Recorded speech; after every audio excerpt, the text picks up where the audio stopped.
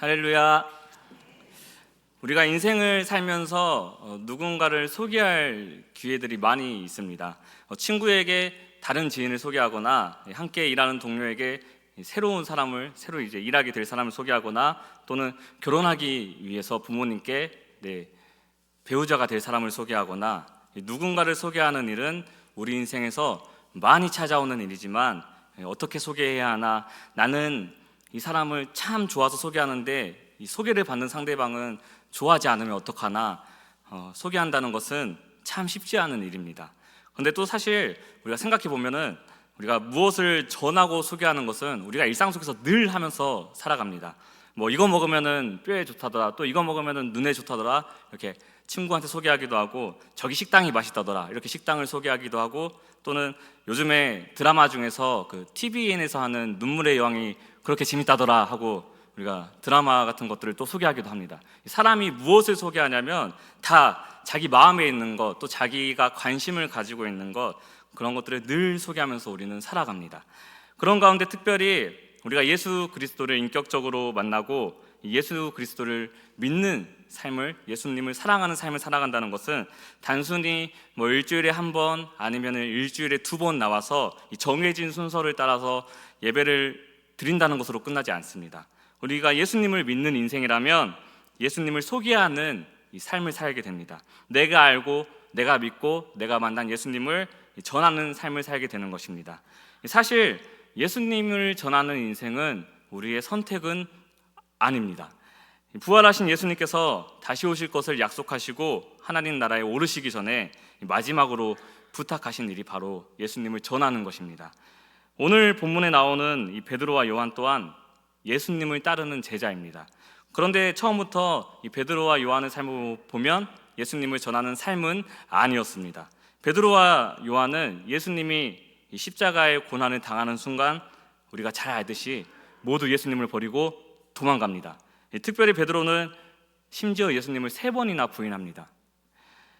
예수님이 죽으시자 그들은 원래 살던 자리로 돌아갑니다. 그리고 예수님의 부활의 소식을 듣고도 의심하고 믿지 못합니다. 하지만 부활하신 예수님을 만나고 이 성령의 강림하심으로 성령 충만해지자 이제는 예수님을 소개하고 예수님을 전하는 이 믿음의 이 사도들이 된 것입니다.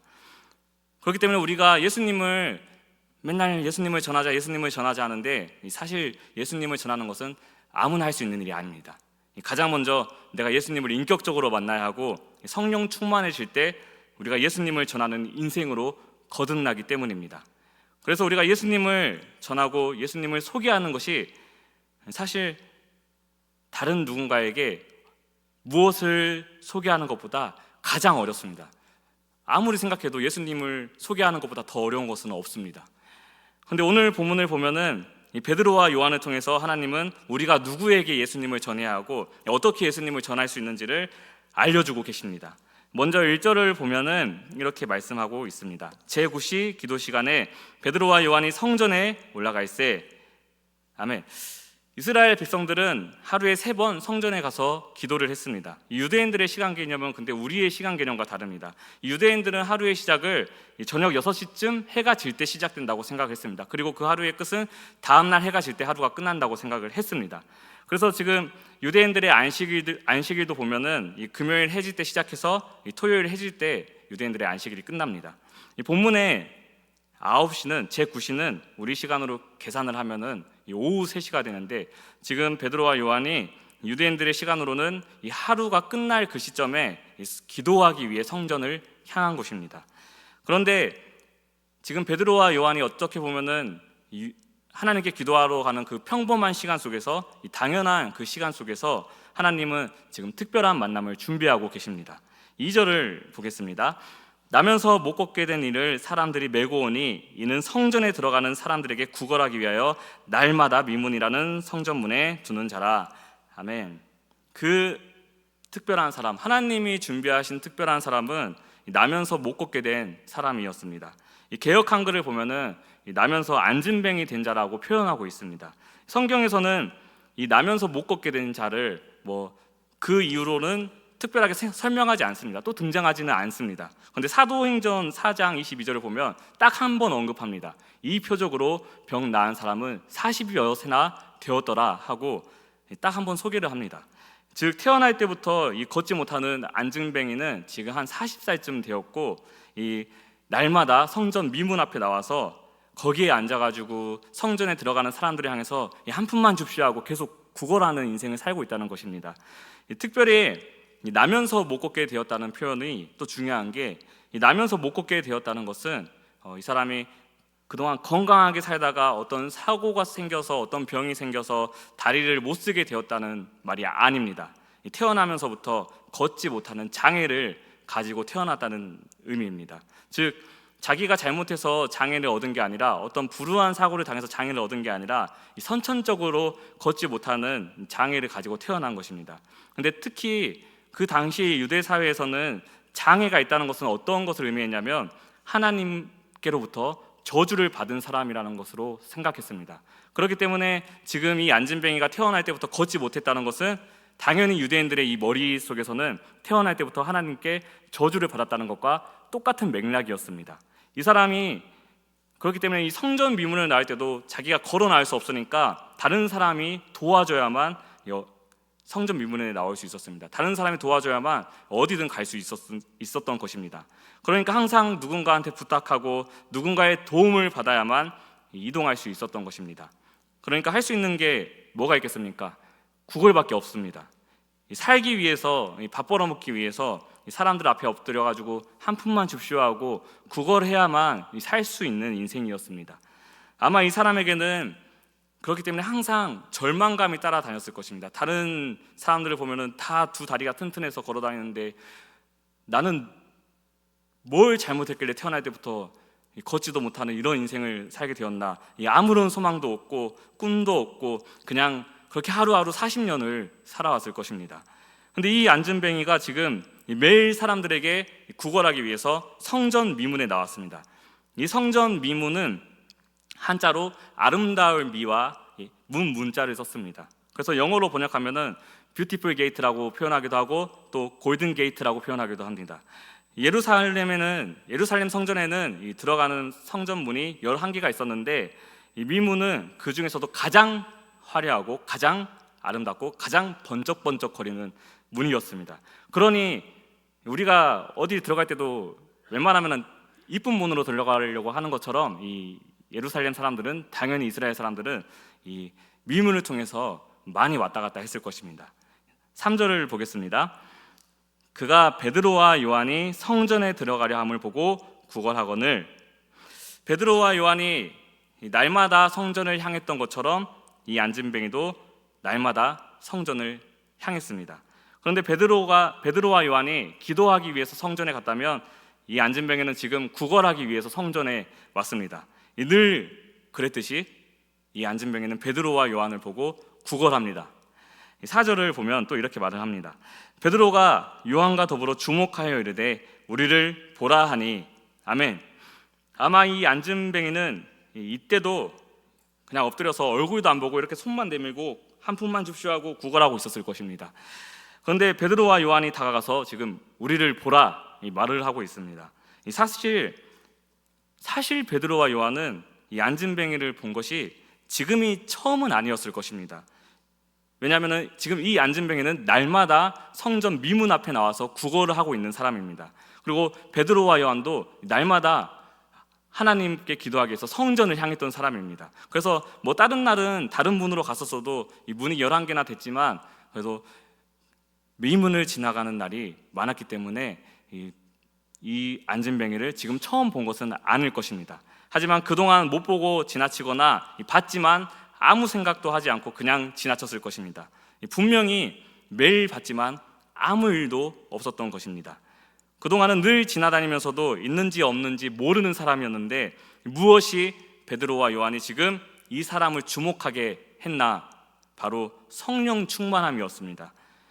오늘 본문의 이야기 직전이 이 사도행전 2장을 보면은 베드로와 요한이 마가의 다락방에서 이 성령 강림 사건을 경험합니다. 함께 모여서 기도하는 가운데 성령이 임하시고 모든 사람이 성령 충만하게 되는 그 사건을 경험합니다. 그런데 그 앞에 사도행전 1장을 보면은 부활하신 예수님께서 하나님 나라로 승천하시는 그 장면이 나옵니다. 예수님이 승천하시기 전에 제자들은 예수님께 이렇게 질문을 합니다. 사도행전 1장 6절을 보면 이렇게 질문을 합니다. 그들이 모였을 때 예수께 여쭈어 이르되 주께서 이스라엘 나라를 회복하심이 이때이니까 하니, 예수님은 이 질문에 대해서 이렇게 말씀하십니다. 때와 시기는 아버지께서 아버지의 권한으로 정하셨으니 너희가 알 바가 아니다 말씀하십니다. 그리고 아주 중요한 말씀을 남기십니다. 사도행전 1장 8절을 우리가 같이 읽어보겠습니다. 시작. 오직 성령이 너희에게 임하시면 너희가 권능을 받고 예루살렘과 온 유대와 사마리아와 땅끝까지 이르러 내 증인이 되리라 하시니라. 아멘. 이 사도행전 1장에서 예수님은 승천하시기 전에 마지막 대사명을 남기십니다. 오직 성령이 너희에게 임하시면 너희가 권능을 받고 예루살렘과 온 유대와 사마리아와 땅끝까지 이르러 내 증인이 되리라. 사도행전 2장에서는 성령이 임하셔서 제자들이 성령 충만하게 됩니다. 그리고 지금 사도행전 3장에 이르러서 그 성령 충만함의 결과가 나타나고 있는 것입니다. 즉 베드로와 요한은 이전에는 그냥 성전을 지나가기만 했다면 지나가면서 그 안진뱅이가 보이지 않았습니다. 하지만 지금 주목하게 된 것은 자기가 보려고 본 게 아닙니다. 성령 충만해지자 하나님이 보게 하시고 주목하게 하신 것입니다. 이처럼 우리가 누구한테 내가 예수님을 전해야 하나, 지금 우리 교회가 생명에서 생명으로 계속 전도하자고 하고 있는데 내가 누구를 전도해야 되고 내가 누구한테 예수님을 소개해야 되나, 우리 생각으로 하려면 떠올리기도 어렵고 생각나는 사람도 없습니다. 그런데 우리가 성령 충만해지면 하나님이 우리에게 보게 하십니다. 우리에게 주목하게 하십니다. 누구에게 예수님을 전해야 하나? 우리에게 하나님의 시선으로 보게 하시는 것입니다. 하나님께서는 나에게 주신 생명을 우리가 늘 확인하게 하시고 그 생명을 다른 누군가에게 전하게 하시는 것입니다. 지금 베드로와 요한도 하나님이 보게 하셨기 때문에 늘 그냥 지나가던 안진뱅이가 지금 보이고 주목하게 된 것입니다. 성령께서 베드로와 요한의 마음에 감동을 주셔서 지금 베드로와 요한은 그 안진뱅이에게 가서 우리를 보라 말합니다. 5절을 보겠습니다. 그가 그들에게서 무엇을 얻을까 하여 바라보거늘. 베드로와 요한은 지금 성령이 충만했지만 성전 미문 앞에 앉아있던 그 안진뱅이는 베드로와 요한이 우리를 보라 했을 때 무엇을 기대하겠습니까? 당연히 돈을 기대했을 것입니다. 이 안진뱅이의 관심사는 늘 돈이었습니다. 내가 오늘은 얼마나 벌까? 저 사람은 나한테 얼마나 던져주고 갈까? 오늘 번 걸로는 또 내가 뭘 사 먹어야 될까? 이게 늘 그 안진뱅이의 관심사였습니다. 그런데 갑자기 두 남자가 자기 앞에 서더니 우리를 보라 이렇게 말을 하고 있습니다. 이 안진뱅이는 그런 생각이 들었을 것입니다. 보통 사람들은 그냥 돈이나 한 푼, 두 푼 던져주고 갔을 텐데 지금 이 양반들이 나한테 뭘 주려고 지금 우리를 보라 하는 거지? 돈을 좀 더 많이 주려고 하나? 아니면은 좀 더 특별한 것을 주려고 하나? 이런 기대감으로 쳐다봤을 것입니다. 6절을 보면 베드로가 이렇게 말을 합니다. 베드로가 이르되 은과 금은 내게 없거니와 내게 있는 이것으로 내게 주노니 나사렛 예수 그리스도의 이름으로 일어나 걸으라 하고. 아멘. 쉽게 말하면 베드로는 지금 이렇게 말을 하고 있는 것입니다. 은과 금은 내게 없다. 그런데 내가 예수님을 주겠다. 우리야 이런 말을 들으면 감동을 받지 지금 국어라는 사람 입장에서는 전혀 듣고 싶지 않은 말이었을 것입니다. 이 안진뱅이에게 지금 필요한 것은 예수님이 아닙니다. 이 안진뱅이 입장에서 지금 필요한 것은 은과 금입니다. 돈이 필요한 사람입니다. 그런데 지금 이 안진뱅이의 입장과는 달리 성령 충만한 베드로와 요한의 입장에서는 이 사람에게 가장 필요한 것이 무엇인지를 알기 때문에 우리가 너한테 가장 필요한 것을 주겠다 이렇게 말을 하는 것입니다. 그것은 바로 예수 그리스도였습니다.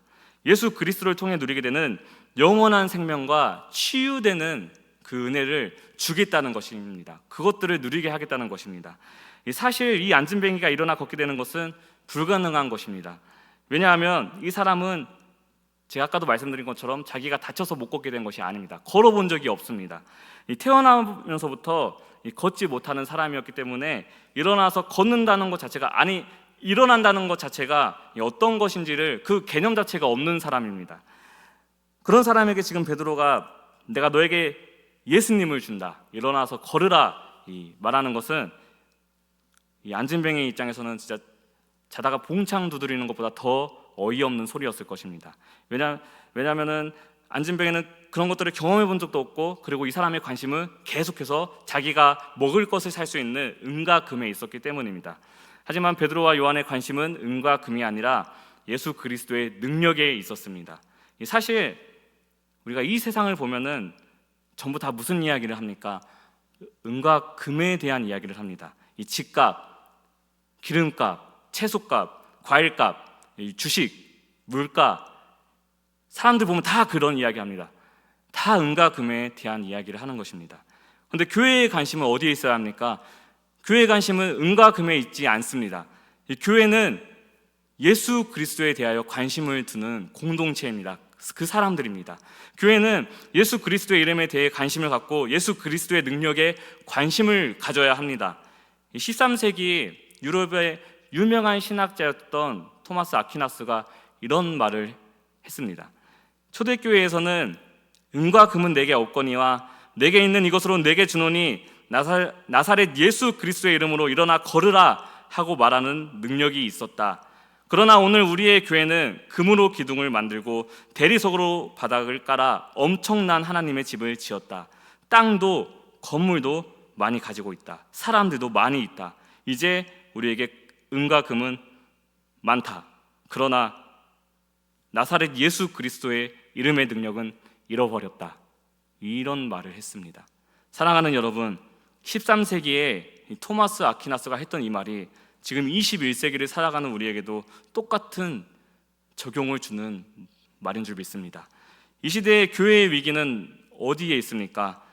교회도 세상처럼 세상이 중요하다고만 생각하는 은과 금만 주려고 하기 때문에 교회의 위기가 찾아왔습니다. 교회가 예수님을 잃어버리고 은과 금만 붙잡으면서 위기를 지금 경험하고 있습니다. 더 이상 예수님에 대해서 관심을 갖고 예수 그리스도를 주는 것이 아니라 은과 금을 주는 데만 관심을 갖기 때문에 위기가 찾아왔습니다.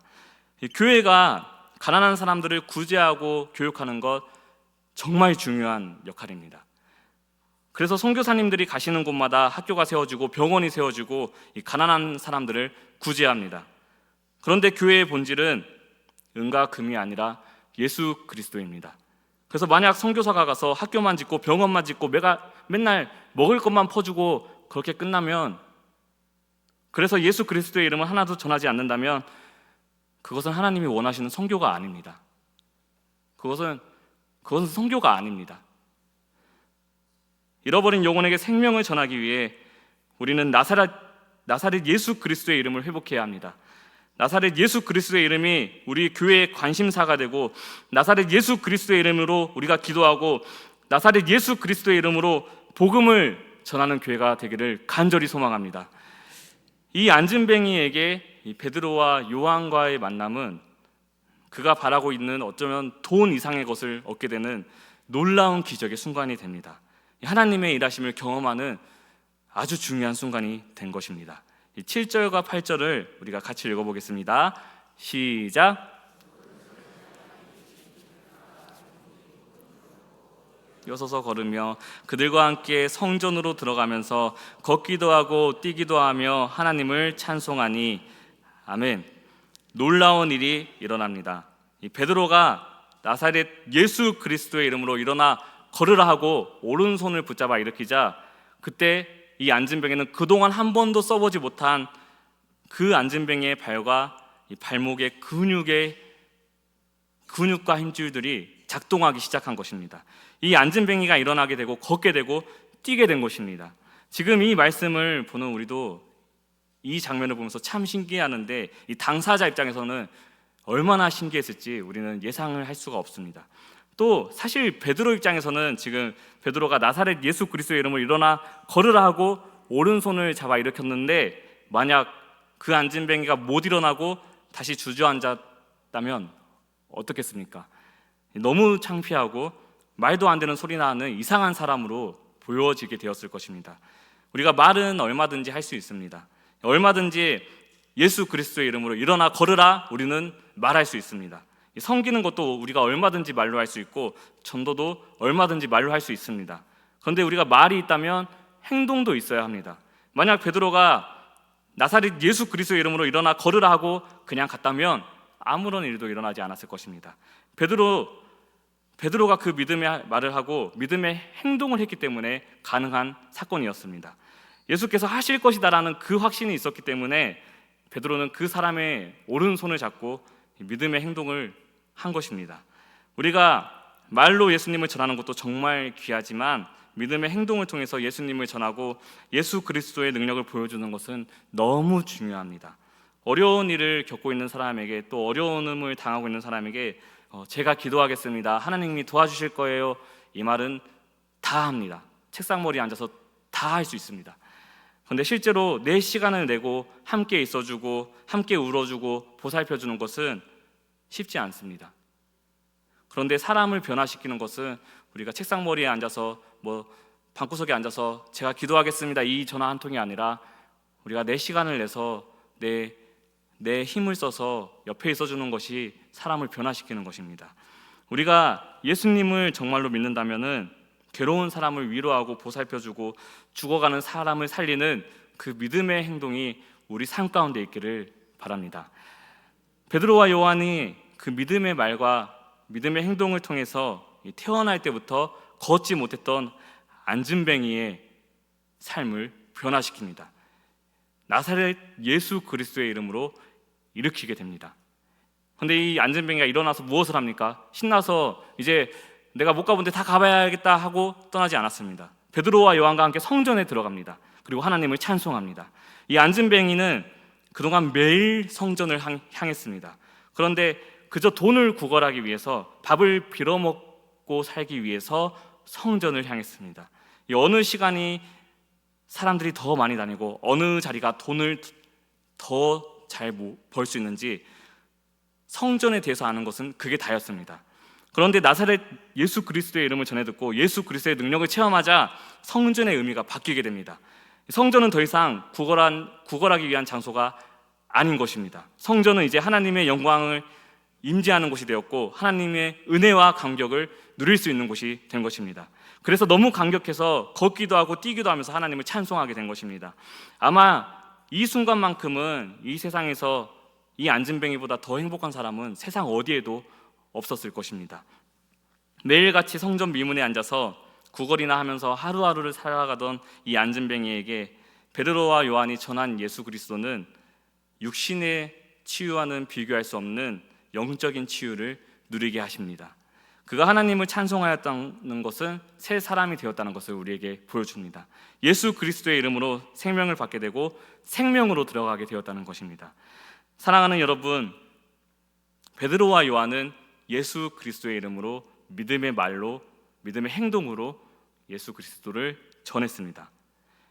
그렇다면 오늘 본문의 이 사건 이후로는 어떤 일이 있었나? 우리가 9절, 10절을 또 같이 읽어보겠습니다. 시작!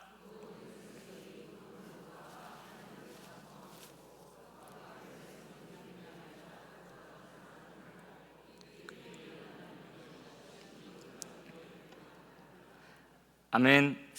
이 모습을 목격한 사람들은 심히 놀랍니다.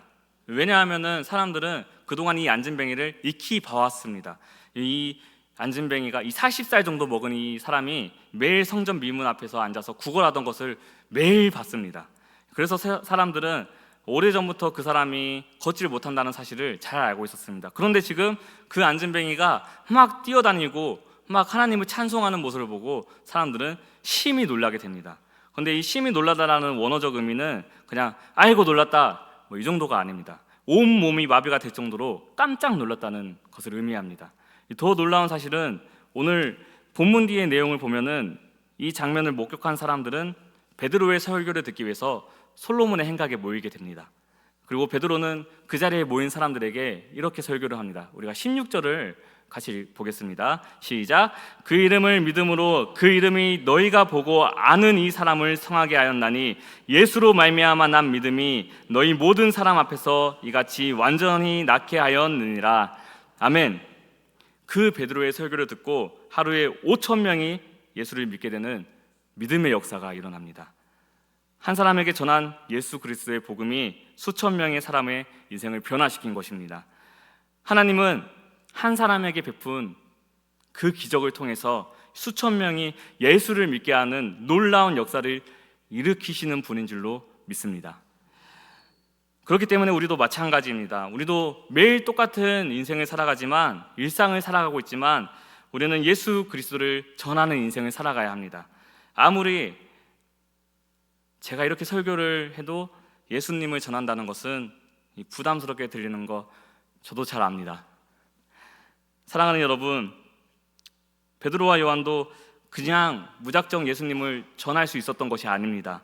기도하는 중에 성령의 임재를 경험했습니다. 성령에 충만해지고 내 안의 모든 전 인격이 성령으로 가득 채워지는 것을 경험했습니다. 우리가 예수님을 전하는 것은 중요합니다. 사실 그 전에 더 중요한 것은 우리가 성령 충만해지는 것이 더 중요합니다. 우리가 성령으로 채워져야지 복음을 전할 수 있습니다. 복음을 전하는 것은 우리의 힘으로 하는 것이 아닙니다. 우리의 능력으로 하는 것이 아닙니다.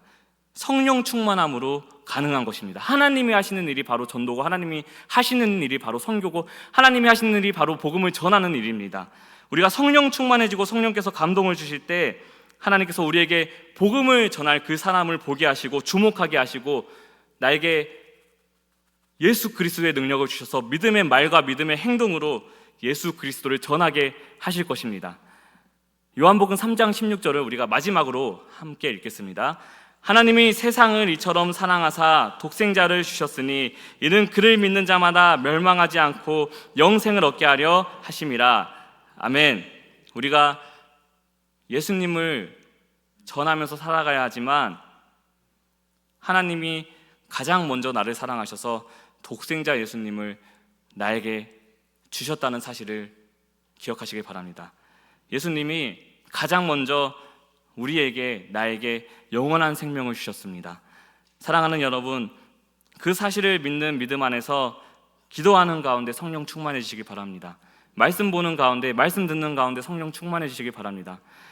성령 충만한 가운데 하나님이 보여주시는 사람을 주목하게 되고 믿음의 말과 믿음의 행동으로 예수 그리스도를 전하는 하나님의 사람들이 되시기를 간절히 소망합니다. 기도하겠습니다. 사랑의 하나님, 오늘도 우리에게 귀한 은혜 주셔서 감사합니다. 하나님이 주신 생명을 가지고 우리가 오늘도 살아가는데 하나님, 우리가 예수님을 전한다는 것 사실 너무 부담스럽고 너무 어렵습니다. 하지만 오늘 말씀을 통해서 하나님께서 보여주셨듯이 베드로와 요한도 성령 충만한 다음에 예수님을 전할 수 있었던 것처럼 우리에게 성령 충만함을 주셔서 내 안에 계신 예수님으로 살아가게 하시고 내 안에 계신 예수 그리스도의 힘으로 우리가 예수 그리스도를 전할 수 있도록 우리에게 성령 충만함을 허락하여 주시옵소서. 오늘도 우리와 함께 하시고 우리 가운데 살아계시는 예수님의 이름으로 기도드립니다. 아멘.